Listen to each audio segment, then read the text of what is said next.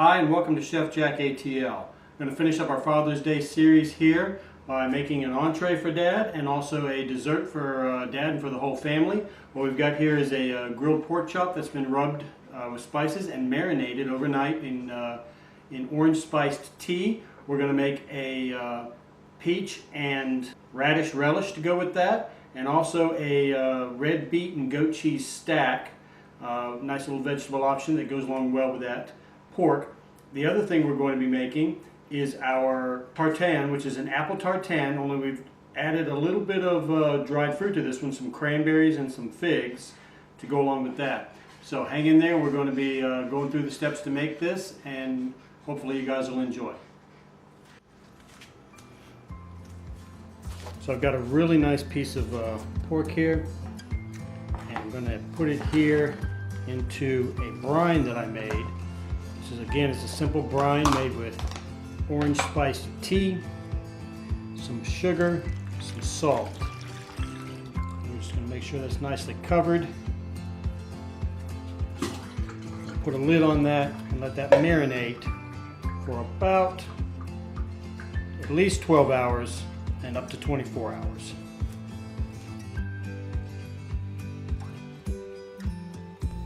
After the marinade, we've got a very simple rub. I've combined some powdered garlic with Italian herbs, got some paprika, some salt and pepper. We're going to take these ingredients and just liberally sprinkle them over both sides of the pork, giving them a good rub to ensure proper contact with the meat. Then we're going to let them set up for just a minute. Let those spices get into the top layer of that meat.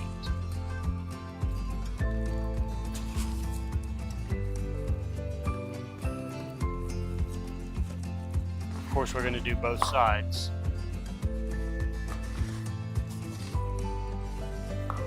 Being pretty liberal with the spices. Put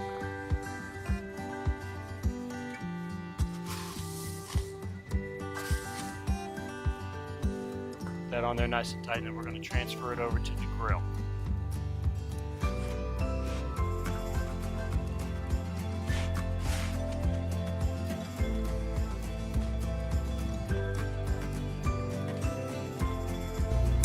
With our oven preset to 350 degrees, we're going to get a grill nice and super hot. When it's really hot, we're going to put that pork on there, and then after 2 minutes, turn it at a 90-degree angle. Let it set there for 2 minutes. Then we'll turn it over and do the exact same thing. That's going to give us that great crosshatch marking that we like so much. After this, we'll put this in the oven for about 20 minutes.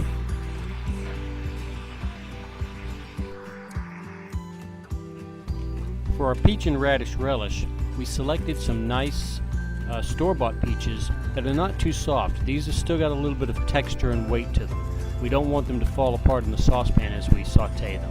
We're going to chunk those up, and we're going to take the radishes and slice them thin so they hold their shape but still wilt a little bit in the pan. We put our brown sugar and vinegar into the pan and make our syrup with that. Add in a little bit of the water and some other ingredients, and add in our fruit and radish, and just give it a good toss until it's well coated, and then let it cook down just a bit until that syrup has a chance to thicken and those peaches, a little bit hard, have a chance to soften.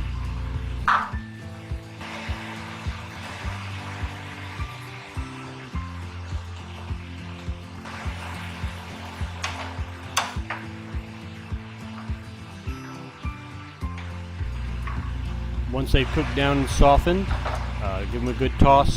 You can transfer this to another vessel, and then you can either use it straight from here, nice and warm, or you can put it in the refrigerator, chill it, and then rewarm it for use later.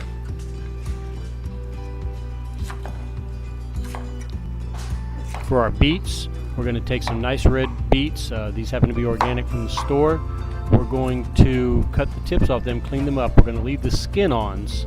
Toss them with a little oil, salt, and pepper, and just put them in some aluminum foil. Wrap them up nice and tight. We're going to put them in the oven at about 350 degrees for about an hour and a half. And that's going to roast them all the way through, get a little bit of that nice salt and pepper seasoning in there with them, and once they're done, the skins will slide right off after they've been roasted.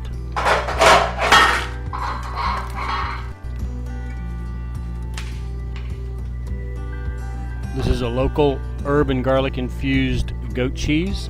I'm just going to divide this down into little segments so that we can apply it later when we're building our terrines. Our beets are roasted and they've had a chance to cool off. Unless you want very red hands, make sure you get some gloves for this portion. Just trim off the ends, and then you'll see how that skin just practically falls right off, and then leaves you with nothing but the great firm texture of the beets on the inside. And what we're going to do is we're going to take a small cookie cutter, we're going to cut a little cylinder into this, and we're going to cut away the outside flesh. We'll utilize that later in another project. And so what we're left with is this cute little cylinder, and we're going to cut this into discs and then stack the layers of goat cheese in between the layers of beet. And we're going to use that cookie cutter as the actual mold to do that with.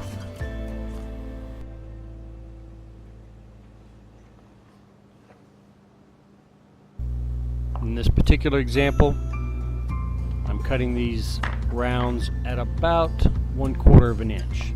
I put one into the cookie cutter, which is doubling as our mold.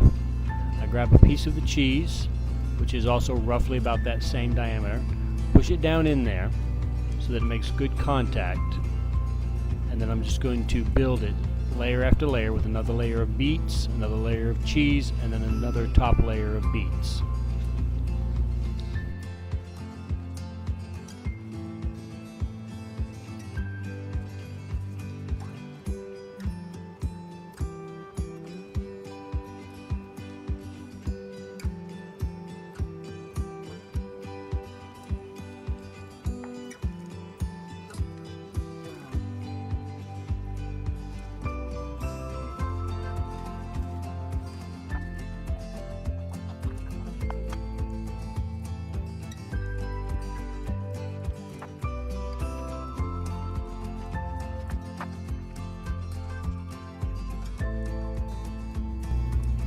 And then with the pork out of the oven, having had a chance to rest for about 5-10 minutes, plate up is very simple. We'll do the pork, add in our peach and radish relish, and then we'll build our little goat cheese and beet stacks on the side.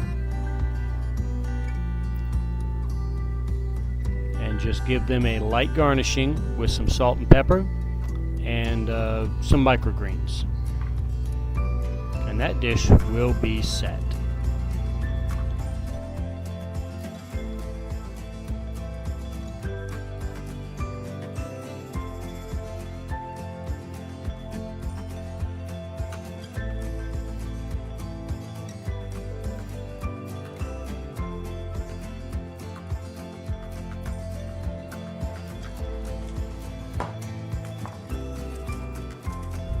Apple tartine is a classic French dish, sort of like an upside-down apple pie.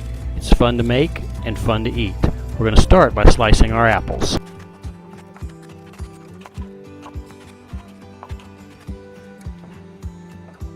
In a medium-sized saucepan, we're going to melt some butter.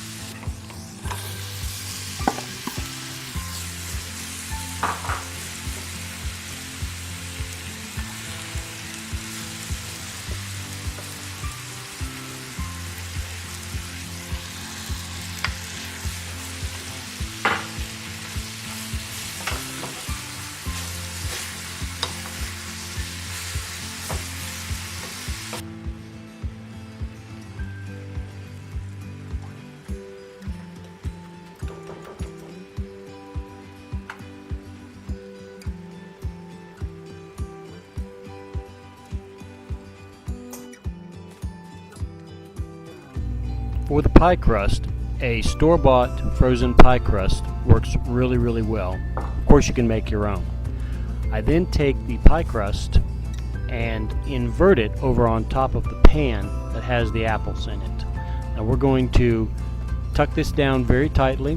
We're going to trim away the excess edges on the outside and put in a couple of vent holes.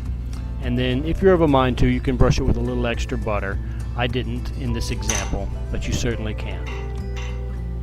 One of the key things is to tap down the edges and get the pie crust to form a cusp, basically a lip around the fruit. This is going to later act as the edge of the crust to hold the fruit in once we have cooked it and we invert it again to put it out onto the plate.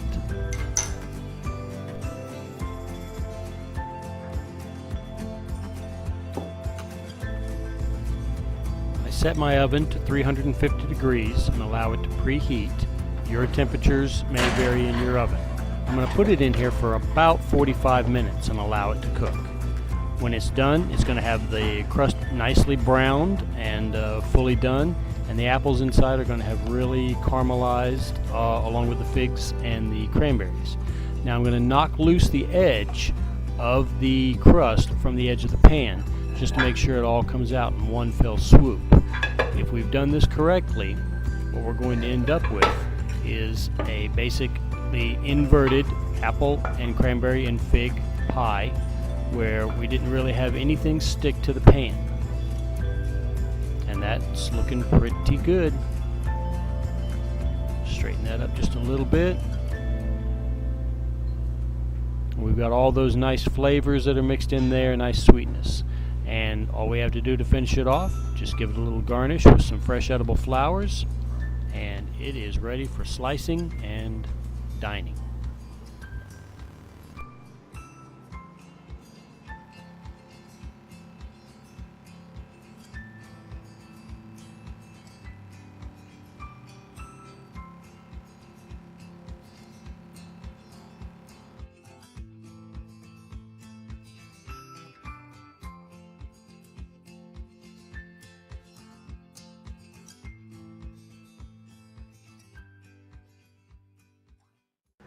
Okay, so that's it. Thank you for joining us at another episode of Chef Jack ATL. Hope these recipes are helpful to you and that you have a great Father's Day.